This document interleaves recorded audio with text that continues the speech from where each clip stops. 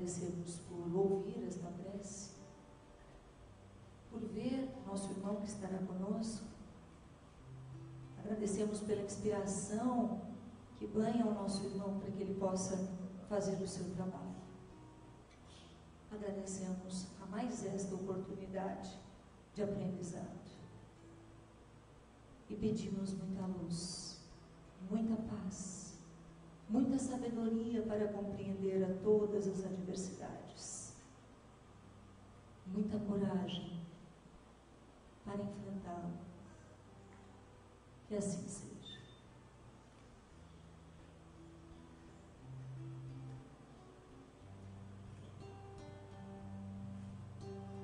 Pai nosso que estás no céu, santificado seja o teu nome, e venha a nós o teu reino, e seja feita a tua vontade. Pai, meu Pai do céu, meu Pai do céu, eu quase me esqueci que o teu amor zela por mim, e seja sempre assim. O alimento desse dia dai-nos agora e sempre, e perdoai as nossas ofensas de um modo maior com que perdoamos. Pai, meu Pai do céu, meu Pai do céu, eu quase me esqueci que o teu amor zela por mim, e seja sempre assim. E não nos deixeis cair em tentação, mas livrai-nos de todo o mal.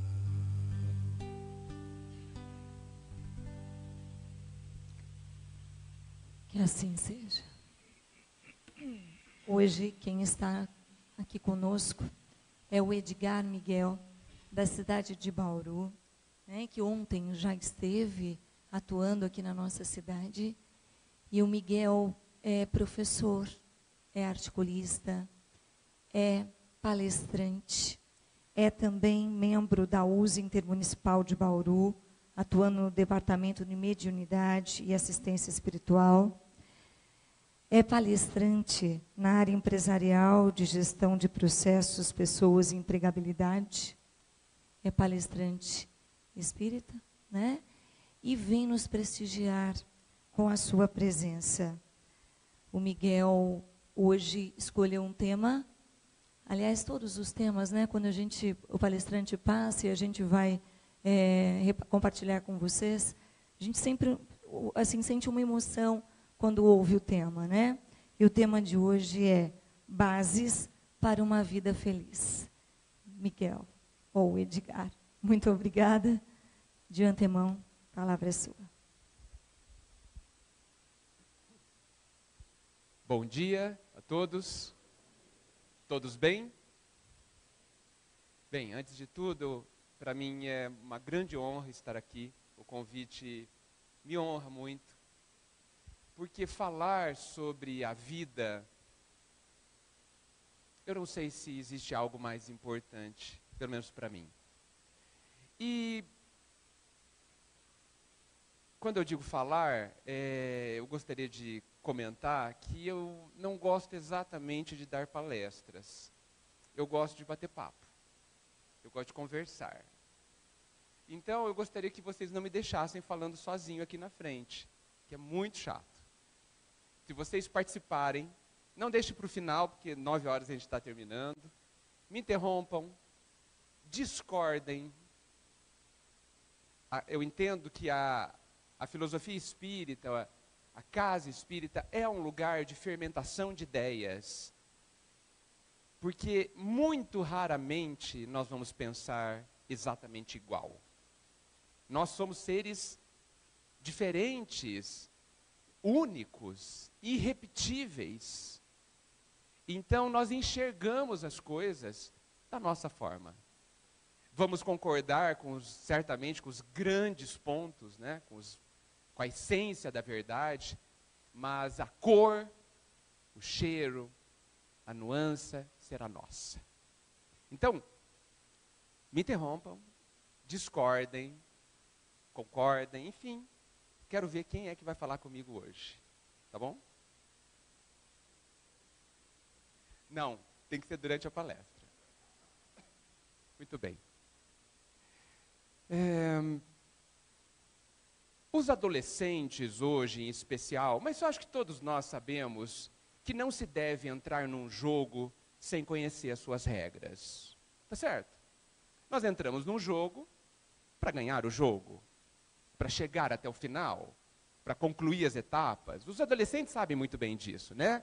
Jogam bastante, querem conhecer como é, captam rapidamente as regras, vão lá e executam o jogo.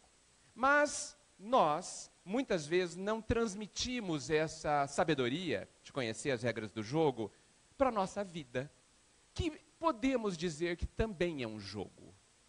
Existem regras para viver. Regras muito perfeitas, muito precisas, quase, poderia dizer, sem exceções, o que facilita, né? E que eu tenho percebido, me corrijam, pelo menos o pessoal lá de Bauru, né? Lá a gente, às vezes, não tem percebido ou se preocupado em descobrir quais são as regras desse jogo no qual nós estamos inseridos irremediavelmente. Este viver é um jogo de que nós não estamos autorizados a sair. Não é permitido sair desse jogo. Essa é, inclusive, uma das regras. E quando eu digo jogo, e quando eu digo vida, eu estou falando sempre com a primeira letra em maiúsculo. A vida, com V maiúsculo, é o conjunto de todo o tempo em que vivemos. Então, eu estou falando com uma visão mais ampla do que simplesmente uma ou duas vidas encarnadas, que eu chamarei de existências apenas, encarnadas. Vida é tudo. A vida de cada um de nós começou a acontecer em tempos indefinidos, ainda para o nosso entendimento, mas para limitar um pouquinho e facilitar, eu posso dizer que a partir do momento que a gente começou a pensar e sentir, podemos dizer que a gente começou a viver esse trecho maior. Nós nunca mais pararemos de pensar ou de sentir. Nunca mais. Isso é vida. Viver é pensar e sentir para sempre. Essa é uma das regras. Existem outras, algumas principais e essenciais para nós conseguirmos ganhar o jogo. Todos nós aqui, 100% das pessoas que vocês conhecem, querem ganhar esse jogo. Ganhar esse jogo é a mesma coisa que dizer, eu quero ser feliz. Todos nós. Não existe pessoa nesse mundo que tenha nascido ou nascerá que não queira ser feliz. Vocês conhecem alguém? Até os loucos querem ser felizes. Não é verdade?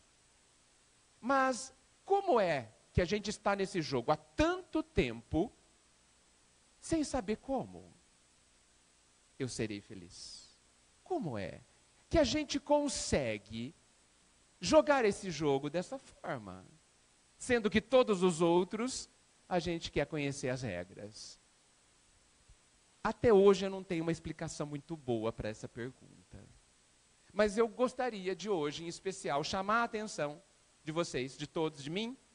Será que eu estou atento às regras do jogo? Será que eu não preciso parar 2 minutos para pensar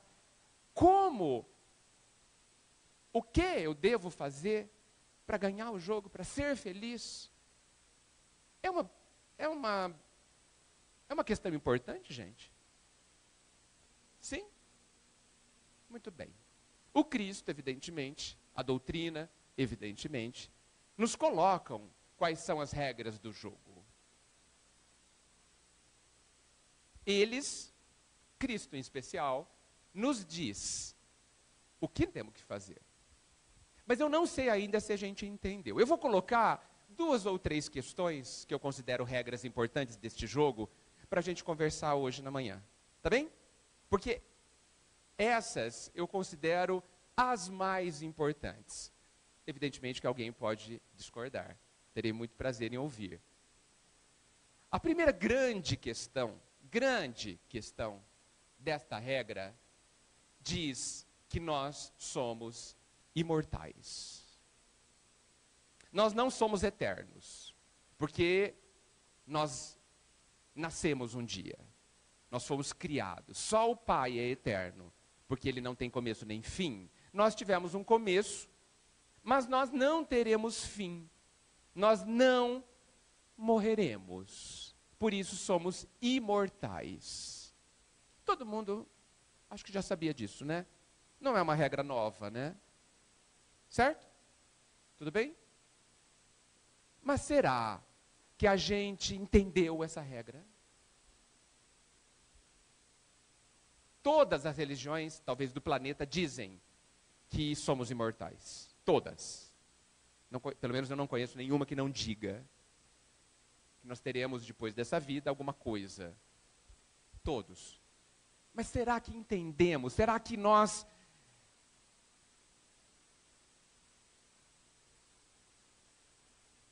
trocamos em miúdos? Será que nós estamos agindo como sendo alguém imortal? Então eu vou colocar algumas coisas. Se nós somos imortais, certo? Muito bem.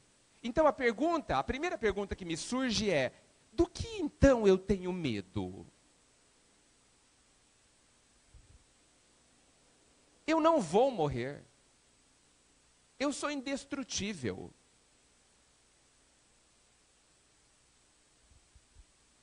Não podem acabar comigo. Ninguém, nem nada. É isso que é ser imortal? Podem fazer picadinho do meu corpo, mas isso não é tão importante. Porque eu não sou o meu corpo. Tá certo isso, gente? O meu corpo é o uniforme de trabalho que nos foi dado para estarmos aqui. Só isso. Quando ele estragar, eu pego outro. Com todo o respeito que a gente deve ter a ele, e ao desencarnarmos de joelhos, temos que agradecer o imenso benefício que esse uniforme de trabalho nos deu. Ele é só um uniforme de trabalho. Ele nos habilita a entrarmos nesta escola. Para vir aqui nessa escola só com uniforme. Mas ele é só isso. O que vocês acham desta primeira análise?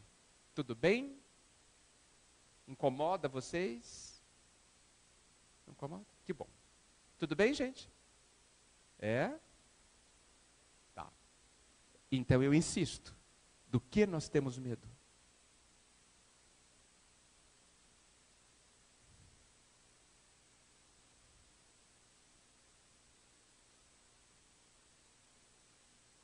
Do que nós temos tanto medo? Não podem nos fazer mal de verdade, não é?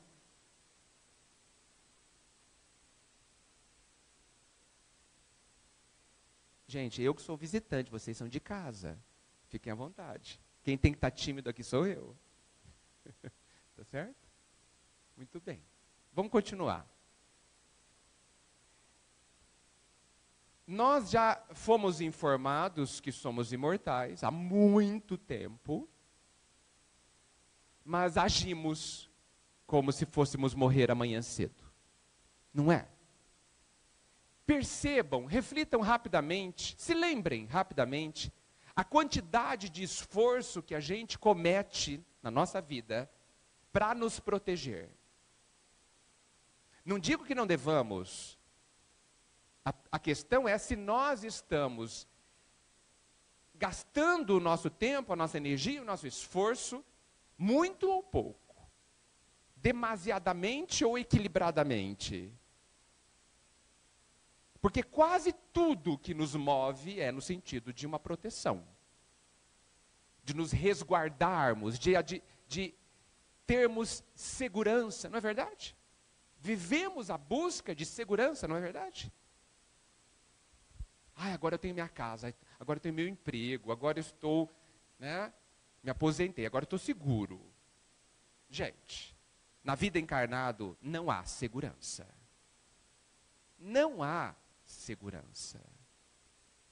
Pelo simples motivo que a vida encarnada ela tem uma característica essencial. Ela é temporária.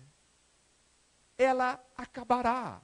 Tudo, quase tudo, só um detalhezinho nela não passará.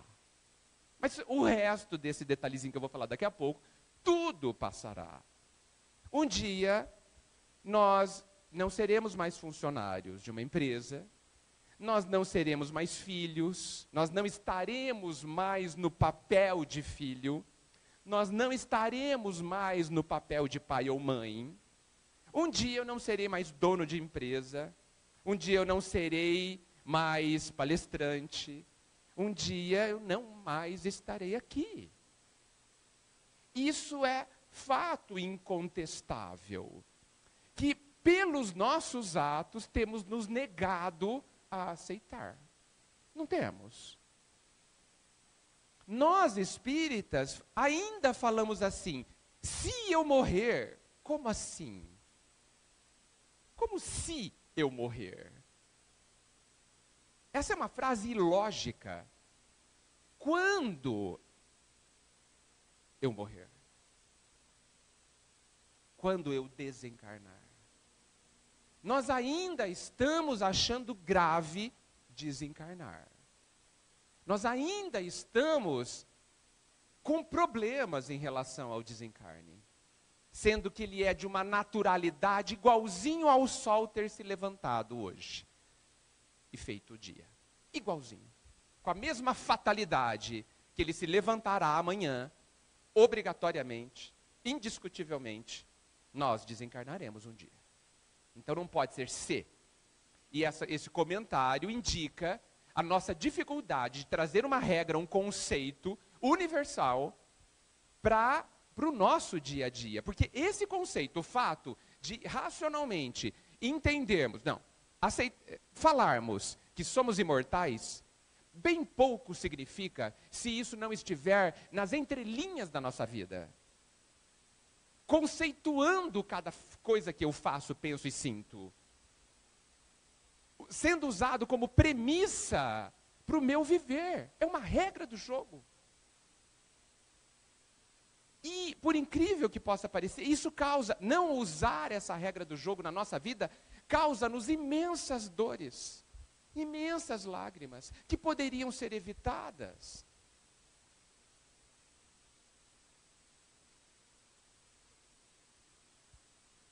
A questão da imortalidade pode nos dar imensa segurança no viver. Outro exemplo, errei. Erro muito, matei 10 ou 4. Erros assim. Não, estou brincando. Digamos que eu tenha matado algumas pessoas, uns 10, uns 3, não sei. Errei. Eu vou ter tempo para arrumar essa bagunça. Não vou ter. Alguém não vai ter tempo para arrumar a bagunça que faz? Sem dúvida que sim. Por quê? Porque eu sou imortal, eu não desaparecerei. Eu terei tempo.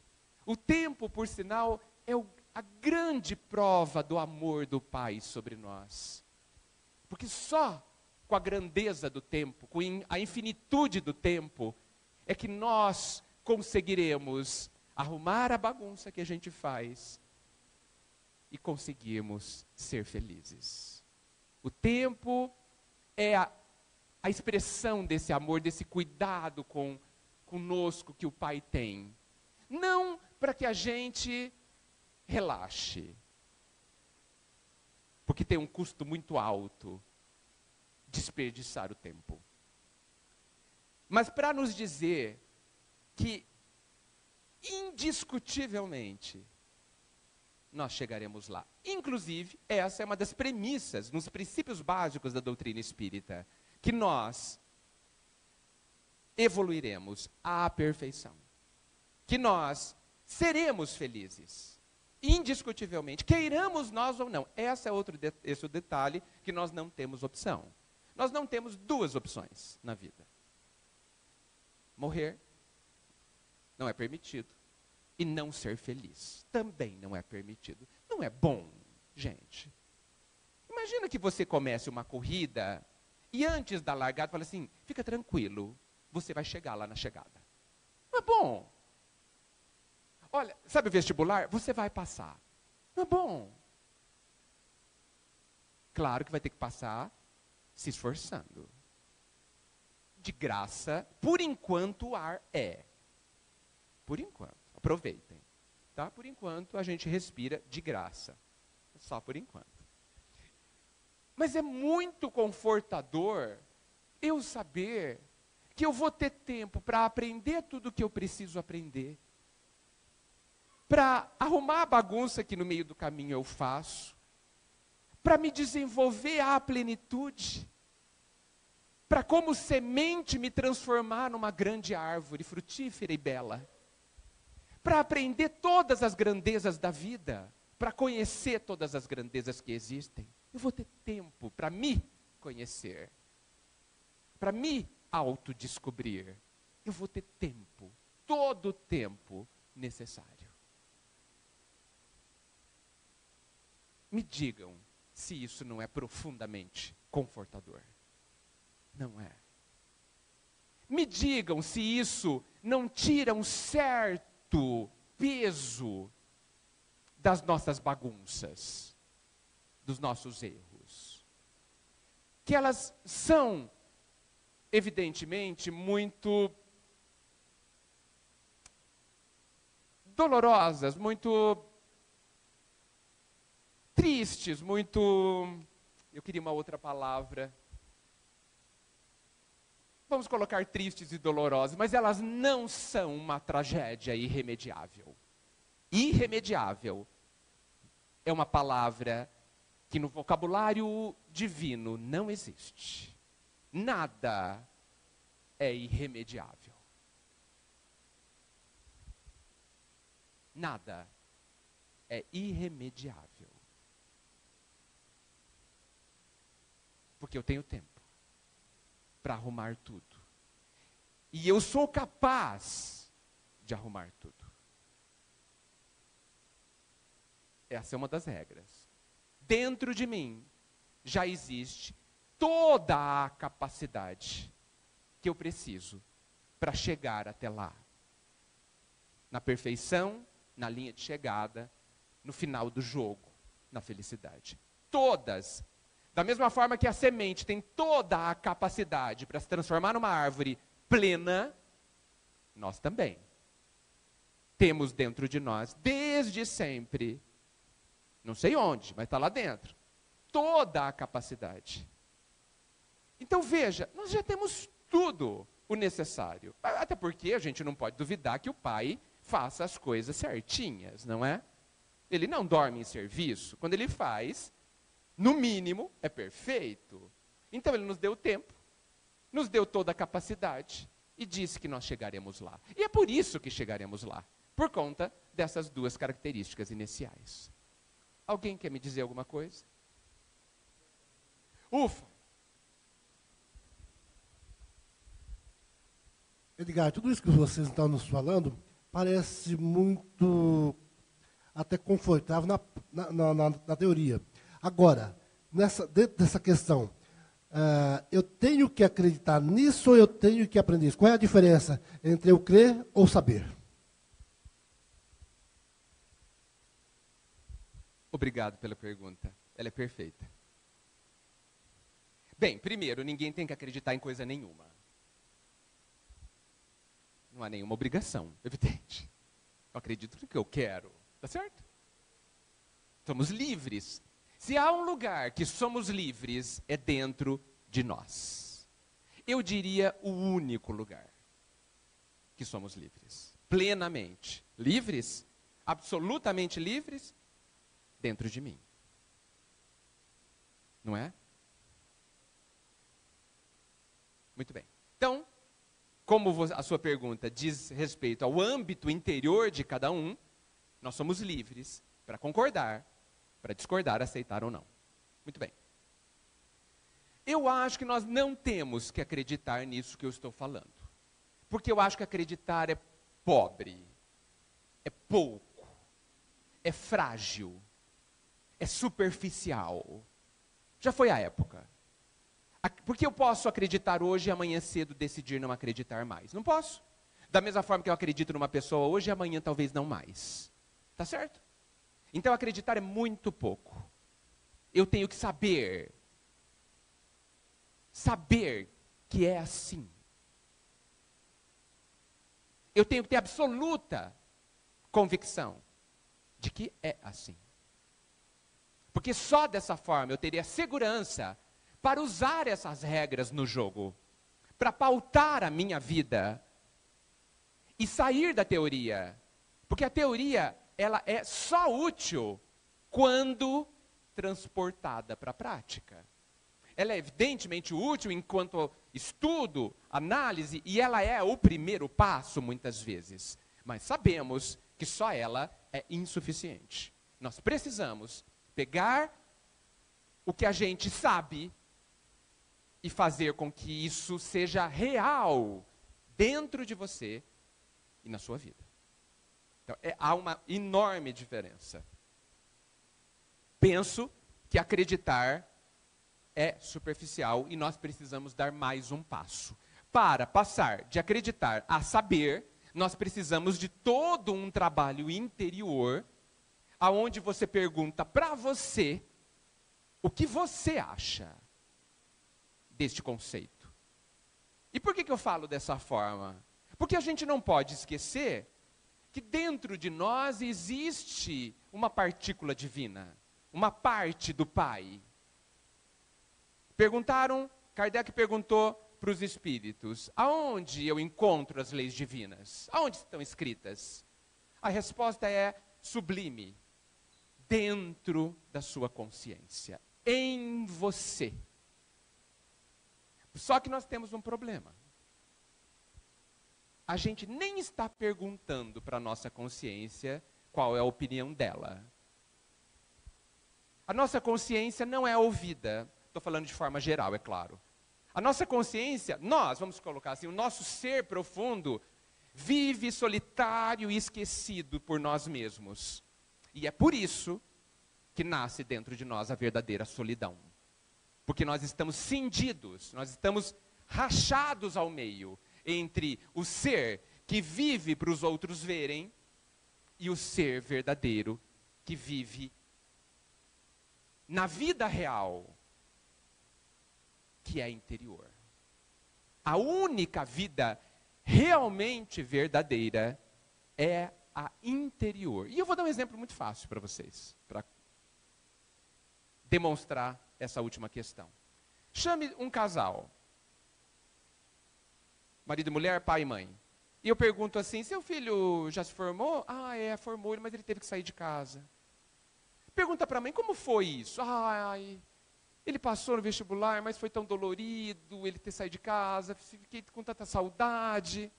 Pergunta para o pai, perguntei para a mãe, né, desculpa. Pergunta para o pai, foi ótimo, passou no vestibular, era exatamente o que eu queria, tal, está feliz, vai ter uma ótima profissão. Eles viveram a mesma experiência? Será que é o mesmo filho que saiu de casa para ir fazer vestibular? Sim, é o mesmo filho. Mas eles viveram, eu disse, situações diferentes. Por quê? Porque a vida verdadeira acontece dentro de nós. A mãe viveu aquela situação exterior de uma forma. O pai viveu a mesma situação exterior de outra forma. Então, para cada um deles, aquela foi a vida. E é por isso que eu digo que a nossa vida acontece dentro de nós. Se eu não vivo dentro de mim, eu tenho um grave problema.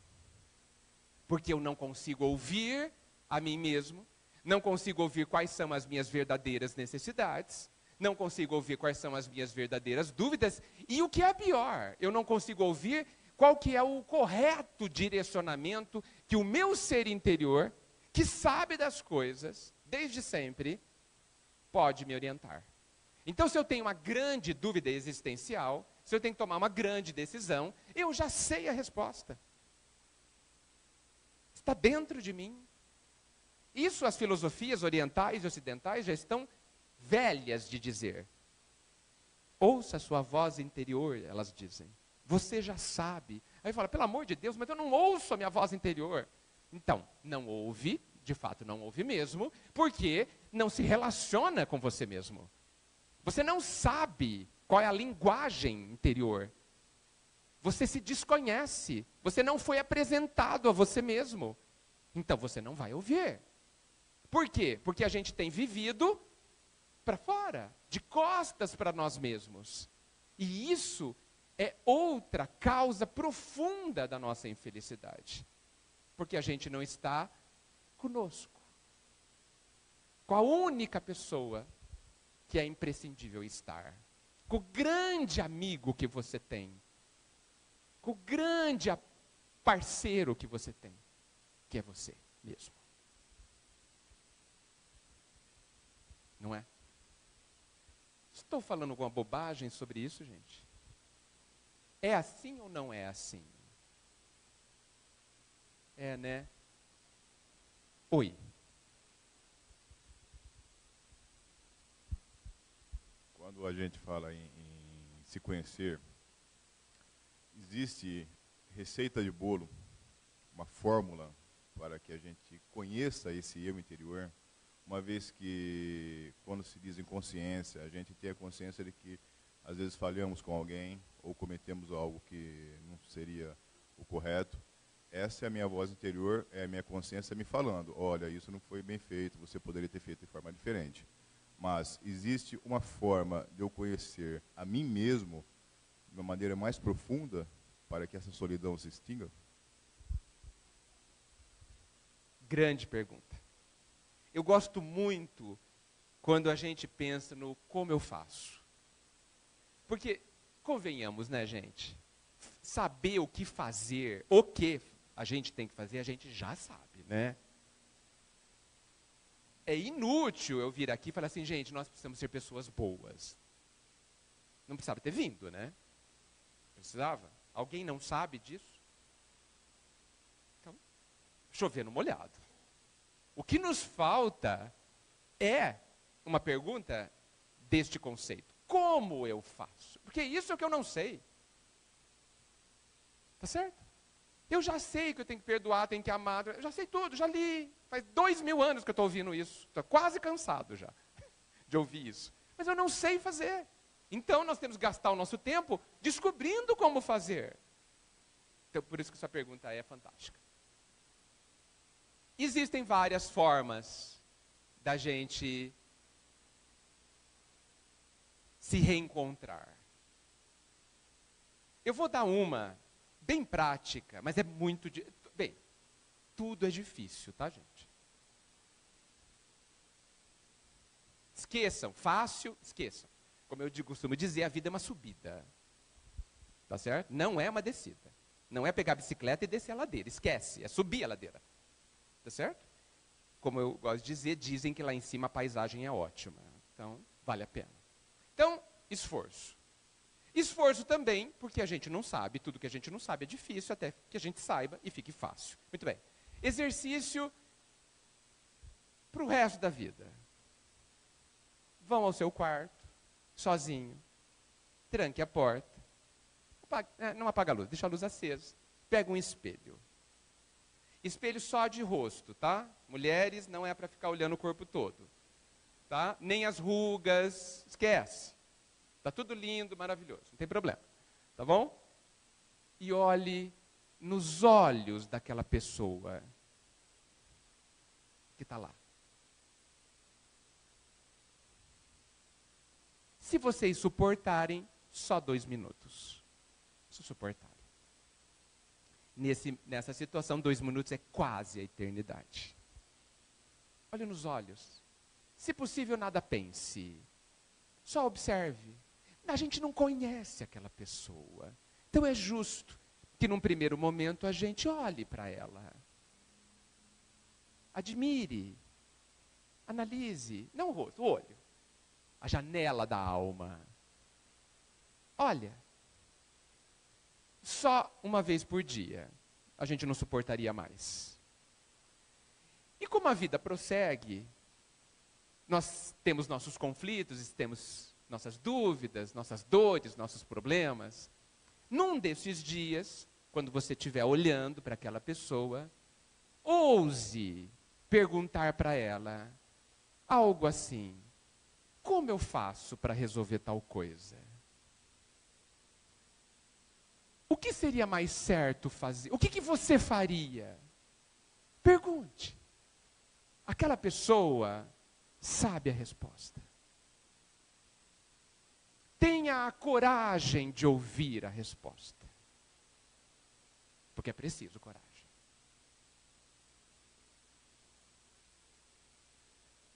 O exercício é esse. É um exercício muito interessante, porque é um encontro com você.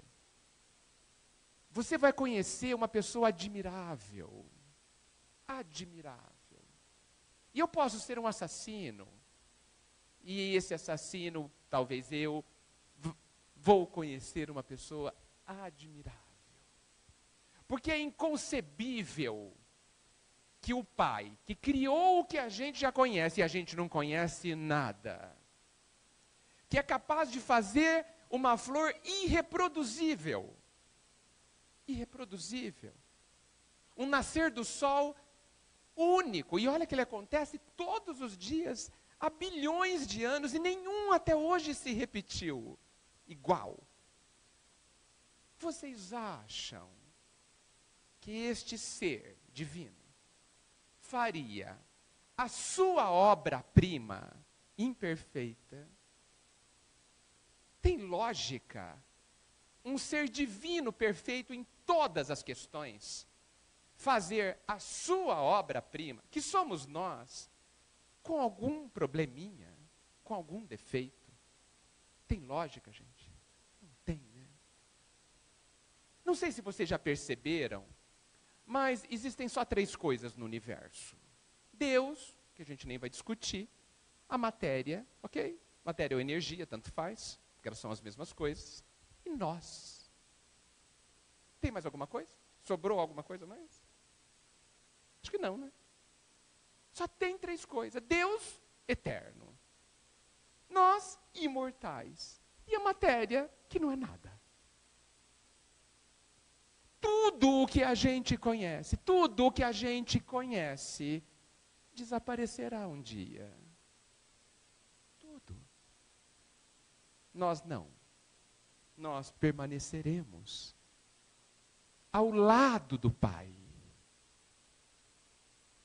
Não podemos ser imperfeitos. E não o somos.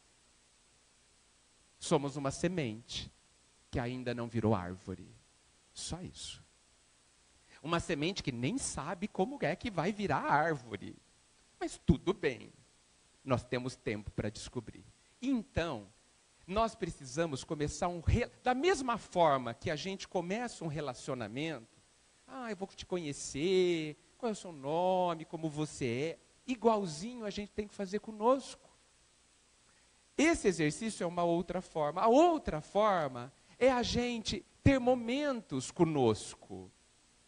Eu duvido, raramente acontece, quase que duvido que alguém aqui chegue na sua casa um dia e, aproveitando que não tem ninguém lá, não liga a TV, não liga o celular, não pega um ótimo livro espírita, não vai lavar a louça, não vai fazer nada, não vai dormir também, vai sentar no sofá e vai pensar sobre você. Raro fazer isso, né? Essa é outra técnica. Pensa. Pergunta para você, ali sentado, nem precisa de desespero. Está tudo bem hoje? Está tudo bem aí dentro? Porque é lá dentro que interessa. É lá fora, eu não tenho nem controle. Lá fora vai ser uma bagunça. Vai ser calor, vai estar frio, vai estar outro, etc. E você? Está tudo bem aí dentro? Quando você se pergunta para você isso, você está dizendo a você mesmo que você é importante. Não é? Senão você não perguntaria. Então, é este o conceito que eu consigo responder. Não existe uma fórmula única, mas a grande questão é, olhe para você, dê atenção a você. E isso, que pode parecer, no primeiro momento, um ato ou uma questão de egoísmo, absolutamente. Isso está inserido na lei máxima, que diz como? Amar ao próximo como? A gente tem esquecido dessa última parte, né? Preocupadíssimos em cumprir o grande conceito de Kardec, da doutrina, que é brilhante, fora da caridade não há salvação, a gente tem se empenhado ferozmente em fazer caridade, esquecendo-se de se fazer caridade para o próximo mais próximo do mais próximo, que sou eu. Porque não vale eu fazer caridade para o mundo todo e não estar bem. Não vale. Não funciona. Não é suficiente. Porque você não está cumprindo a regra do jogo que determina que você tem que virar árvore, que você tem que ser feliz, que você tem que se desenvolver. Então o egoísmo é só eu. E nós estamos falando do eu também. Você bem. E eu também bem. Cuidando de mim, eu cuido do mundo todo. Como que um médico vai curar alguém se as suas mãos estão doentes? Então ele tem que cuidar das suas mãos. Como que eu vou ajudar os meus queridos a serem felizes sendo infeliz? Como? Impossível. Tudo bem? Consegui responder? Obrigado. Mais alguma questão, gente? Uma outra lei deste jogo extremamente importante, que a gente adora, nós espíritas adoramos, chama-se lei da ação e reação. Foi colocada, evidentemente, por Jesus, muito antes de Kardec, quando ele disse, cada um terá segundo as suas obras. Essa é a expressão mais perfeita possível da lei da ação e reação. Da lei que diz que quem planta obrigatoriamente colherá. É a lei da justiça.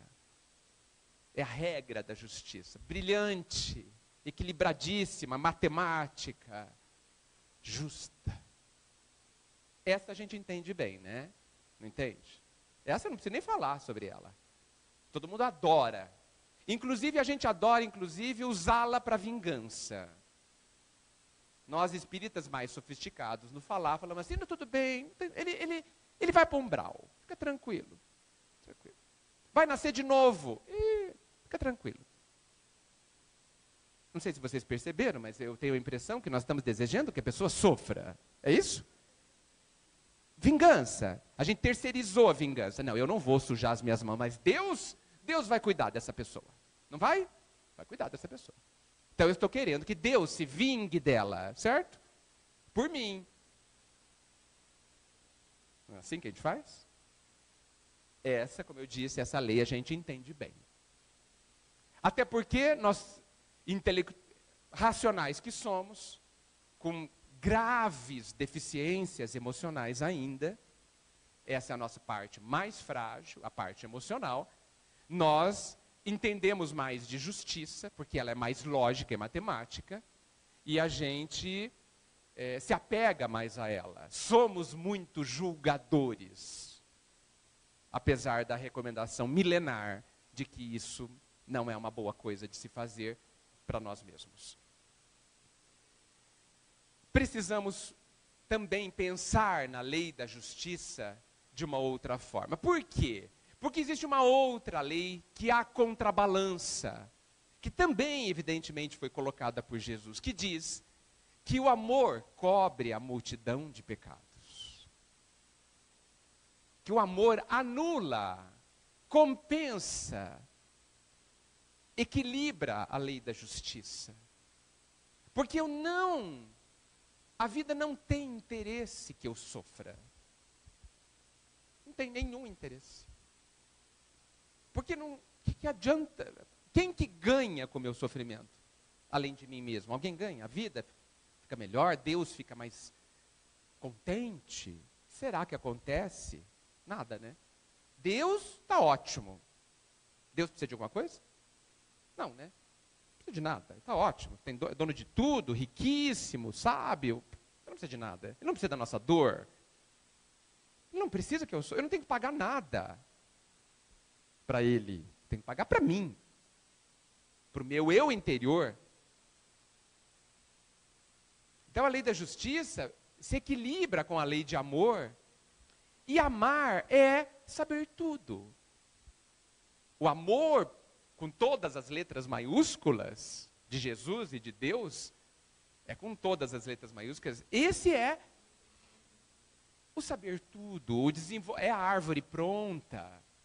Então, se eu aprontei umas bobagens, matei 10, 20, antes, enquanto a dor não veio inteira, eu posso, acho difícil, mas eu posso, em termos conceituais, aprender a amar de tal forma que a dor se torne desnecessária. Porque a dor, ela tem a única função de nos fazer viver uma experiência desconhecida sobre determinado aspecto e despertar a nossa consciência para algo que era completamente ignorado para nós. E aí vai desde a percepção da dor do outro até os conceitos mais elevados de amor.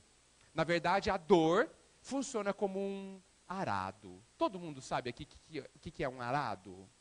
Vocês que vivem numa cidade que mexe com o campo, o arado é aquela lâmina pesada e afiada que rasga o solo, não é? Por que ela faz isso? Para que serve o arado, afinal de contas? Alguém pode me dizer? O que é arar a terra? Por que eu faço isso? Por que eu tenho que fazer isso? Por que é bom arar a terra? Antes de plantar. Preparar a terra. O que o arado faz para preparar a terra? Mexe. Só mexe? Quase. O arado, gente, ele rasga a terra para que o melhor da terra venha à tona. E aí eu possa colocar a semente. Não é isso? Porque em cima está duro, está seco, está cheio de pedra. Mas a sabedoria do campo sabe que abaixo dessa casca ruim, aparentemente ruim, estéril, infértil, existe a grandeza da fertilidade. Mas para isso eu preciso rasgar a terra. E se a terra chorasse, nessa hora ela choraria. Porque deve doer, não é? Se rasgar a nossa pele, dói.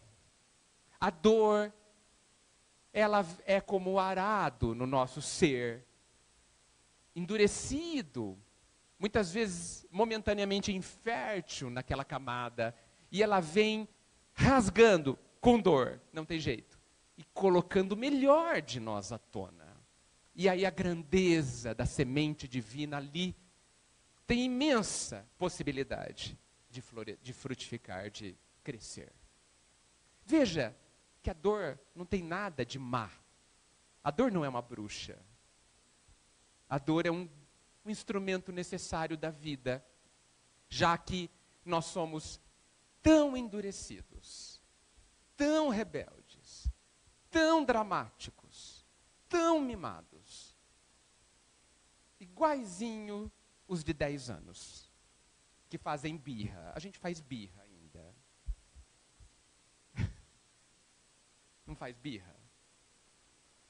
Não aceito isso. Isso é birra. Não aceito isso. Vou ficar aqui empacado. Isso é birra, né, gente? Isso indica uma imaturidade emocional. Está tudo certo. Temos todo o direito.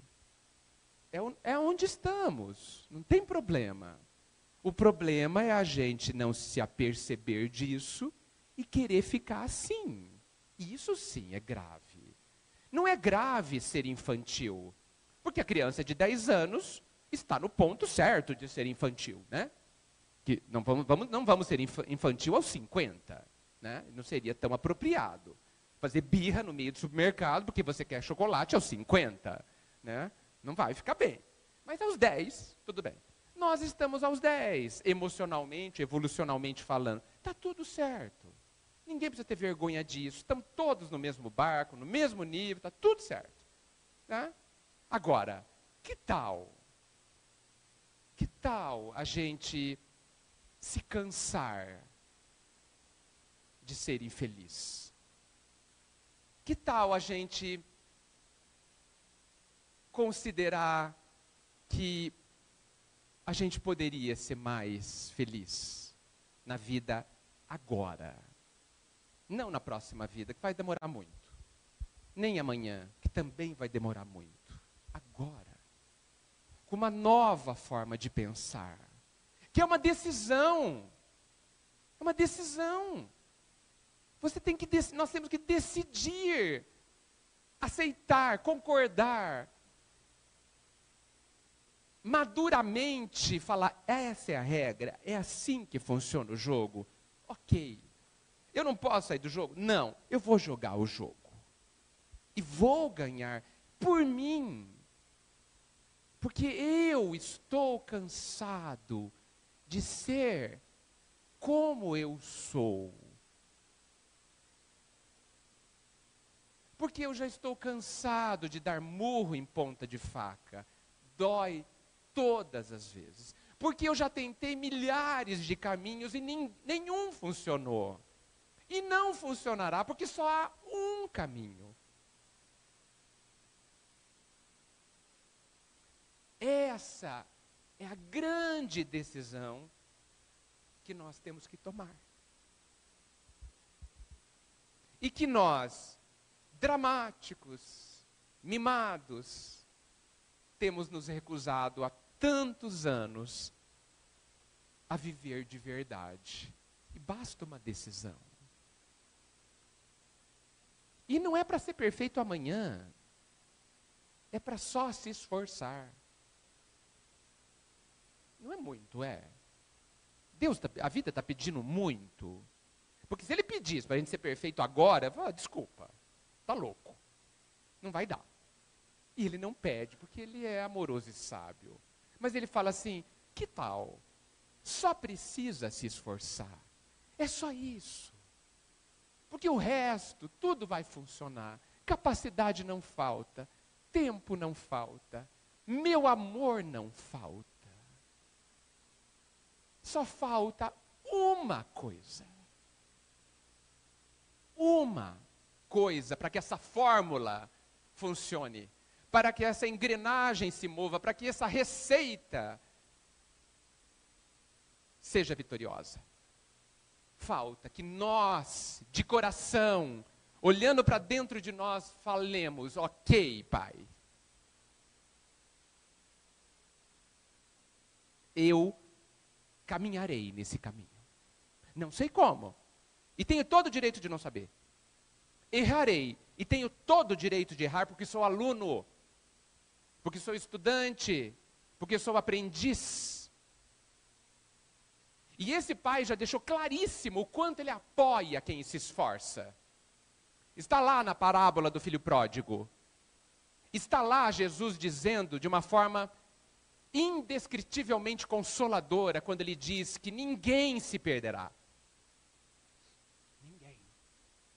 Sabe o que isso significa, gente? Que ninguém vai ficar para trás.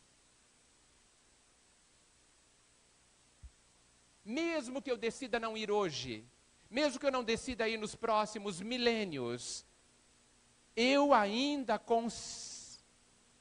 continuarei aguardado. E quando eu me decidir, haverá alguém de braços abertos à minha espera. E possivelmente, porque Jesus não dá ponto sem nó, é por isso que ele morreu de braços abertos na cruz. A dizer para todos que ele prossegue de braços abertos. Quando é que nós vamos atender a esse chamado? Não por ele, por nós.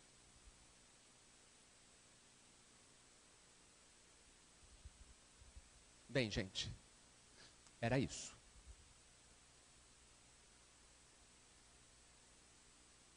Temos, parece, alguns minutinhos, caso alguém queira colocar alguma coisa, inclusive, falar que tudo isso é uma bobagem. Tem todo o direito. Oi. O que você quiser, mas tem que falar alto. Ou vir aqui.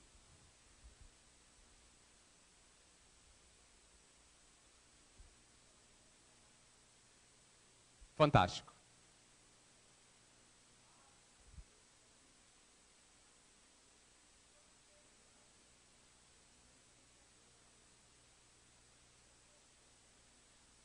Essência divina.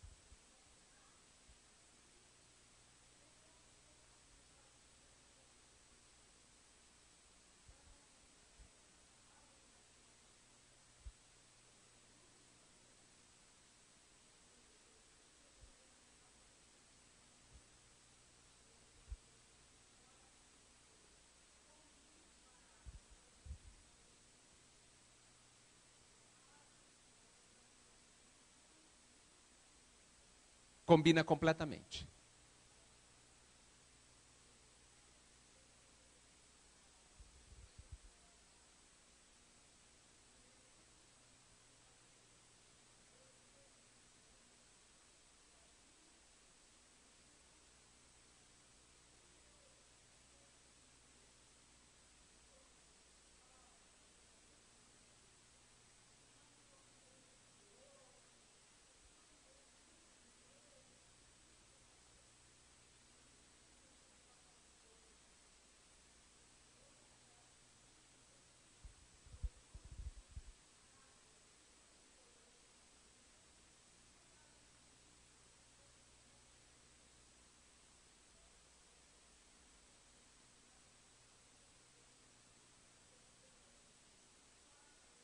Não.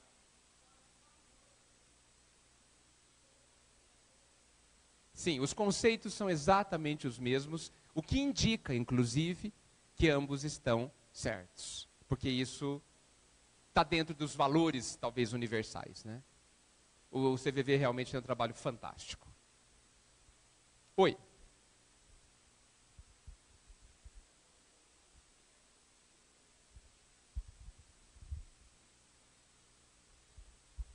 Eu só queria complementar, porque por um tempo eu participei da Seichonoye, né, que é uma filosofia oriental. Eu acho que às vezes é mais fácil a gente procurar os nossos defeitos e encontrar o que, eu não estou fazendo isso, eu não estou fazendo aquilo. E lá a gente fazia um exercício que era o diário de autoelogio. Então, nesse processo, a gente buscar as nossas capacidades, as nossas virtudes, porque muitas vezes a gente não faz isso. Se eu perguntar para você quem você é mais fácil você falar os seus defeitos do que você falar as suas qualidades, né? E a gente elogia mais o outro do que a nós mesmos. Nós temos essa dificuldade de enxergar. Então, eu acho que nesse processo, não só a gente se olhar, né, e procurar as coisas que o que está faltando, mas a gente procurar o que está aqui dentro, né? Então, eu acho que esse diário foi muito legal ter feito, e anotando diariamente aquilo que a gente tem de bom, aquilo que a gente faz pelo outro. E eu acho que nesse processo a gente se descobre também.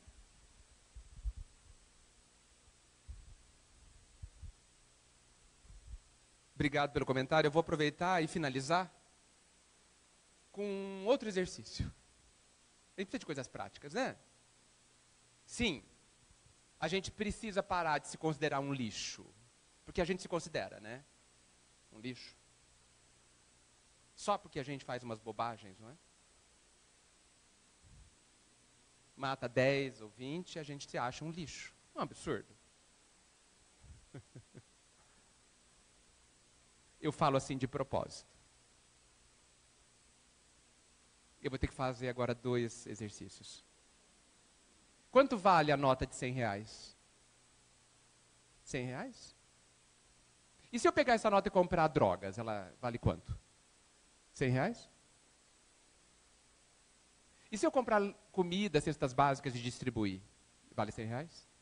E se eu deixar essa nota numa caixa de esgoto durante uns 4 ou 5 dias, depois tirá-la assim, quanto que ela vale? R$100? Nós também. Nós temos um valor intrínseco. O valor da nota não muda porque é dela. Não importa o que eu faça com ela, não importa o que ela faça com si mesma, ela continua valendo R$100. Nós temos um valor incalculável, porque somos únicos. Nada nos tira o nosso valor, nem nós mesmos. Eu posso fazer o que eu quiser comigo. Eu continuarei valendo um valor incalculável. Não podemos esquecer disso. Esse exercício do Seichonoye vem resgatar isso. É óbvio que eu não estou dizendo para a gente ignorar inteiramente como nós estamos. Veja que eu não disse como nós somos, porque nós não sabemos como nós somos. Eu estou criminoso, eu estou imperfeito, mas eu não sou imperfeito. Eu sou perfeito, em desenvolvimento, na direção da perfeição, e chegarei lá porque está determinado. Mas eu tenho o meu valor, e todas as vezes que a gente se desvaloriza, a gente está dando margem ao orgulho, por incrível que pareça, margem ao orgulho, e atentando contra o seu ser interior. Atentando contra o seu valor. É um crime. Conosco, causas de milhões e milhões de lágrimas. Talvez a principal causa da maior das dores que estão no coração do homem. Das grandes dores do coração do homem. O outro exercício qual era mesmo? Sim, dentro dessa linha. Eu gostaria que vocês tentassem, hoje, tem que ser no quarto de novo. Eu uso muito o quarto, vocês perceberam, né? O quarto é um lugar totalmente especial. Fecha a porta, essa pode apagar a luz. Eu gostaria que vocês se dirigissem a Jesus para dizer uma única coisa a Ele. Dificílima. Realmente difícil. Mas profundamente libertadora. Profundamente libertadora. Quase um resgate de si mesmo. De frente a frente com Jesus. Sabe como é? Fecha os olhos, imagina aquele olhar, que nem dá para imaginar. Aquele olhar carinhoso, aquele olhar terníssimo, acolhedor como jamais vimos. Visualize esse Jesus olhando para você com amor, exatamente como nós estamos, como nós somos hoje. E diga sim para Ele. Jesus,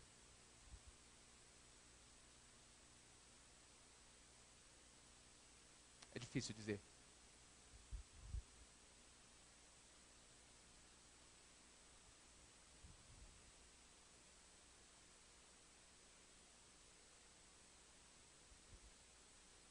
Entrei muito no exercício. Desculpe. Diga sim para Jesus. Jesus, eu sou bom. Que Jesus nos abençoe.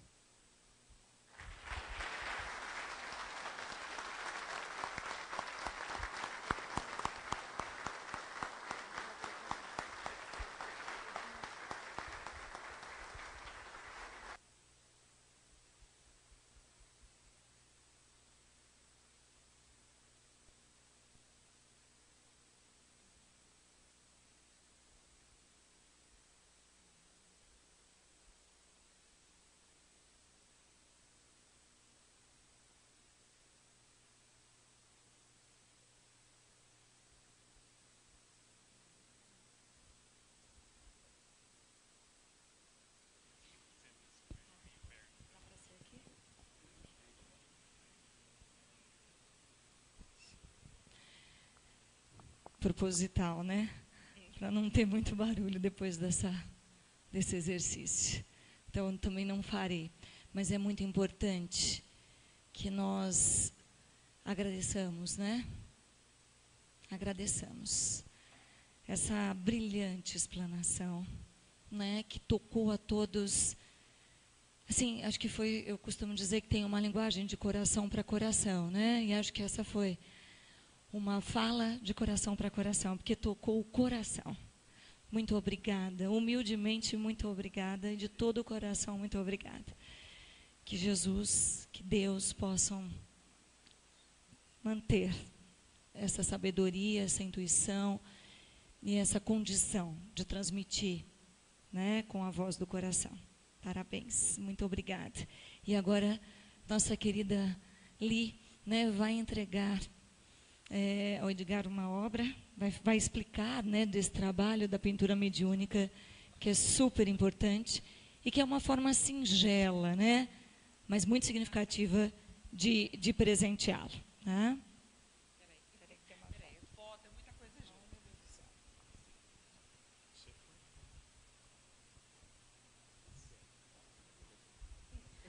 Muito obrigada. Bom dia a todos. É sua. Tá? É do nosso lar para o seu lar. Só vou te pedir uma gentileza, muito cuidado, porque está extremamente molhada. Não foi feita a semana passada, mas está extremadamente molhada. Tá? Mas é sua. Só para te situar, nós temos um grupo aqui na casa, que nós nos reunimos aos sábados para os estudos da pintura mediúnica, né? Os trabalhos são desenvolvidos através da Tatiane Miniucci e através de mim. Nós somos as médiuns que emprestamos o nosso momento, a nossa dedicação para que os espíritos se manifestem desta forma. Tá? Então, é para você e que te traga muita paz, muita luz e, sobretudo, continuidade na sua sabedoria. Tá? E eu sou muito fã de Bauru. Depois a gente conversa mais. Tá? E eu queria perguntar para quem está na plateia, quem está na casa pela primeira vez? Aníbal, muito bem-vindo. Um grande amigo. Depois me procure lá. Tá? Eu estou ali no fundo, junto com o Márcio, e eu tenho um presente para você. Tá bom? E avisar a todos que também nós temos os desenhos. Esses desenhos foram produzidos ontem, então todos os domingos a gente entrega gratuitamente, é só ir lá retirar comigo, tá bom? Obrigada pelas suas falas, Patrícia, obrigada. Um bom domingo a todos.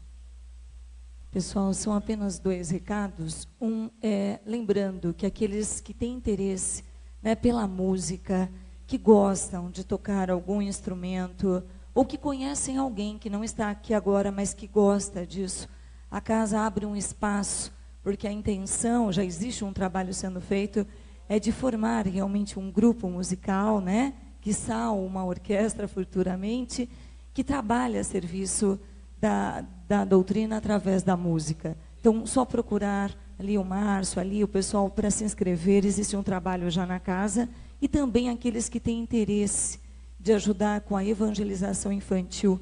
No próximo final de semana, haverá um curso a respeito disso, né?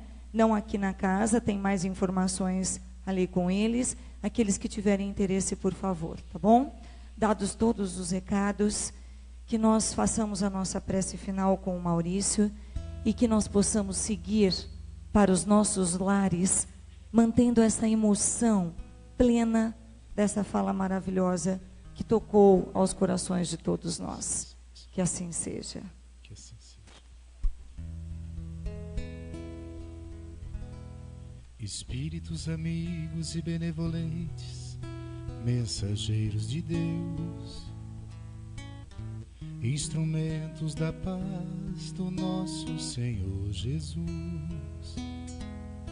que tem como missão nos esclarecer e nos conduzir no bom caminho, nos guiar em nossa jornada para a luz. Pedimos humildemente, nos amparem, obreiros do bem, nos inspirando a coragem nos reveses da vida. Livrai-nos dos maus pensamentos, para não darmos brecha às más inclinações, e assim aceitar sem queixumes as provas e expiações. Iluminem nossas consciências, trazendo à luz nossos próprios defeitos. Nos arranquem o véu do orgulho, para que confessemos antes de tudo a nós mesmos. Anjos guardiões, reforcem nossa fé, mandem espíritos protetores, nos ensine a nos tornarmos dignos, agradecer até pelas nossas dores. Derramem espiritualidade em nós, espiritualidade em nós, espiritualidade em nós. Derramem espiritualidade em nós, espiritualidade em nós, espiritualidade em nós.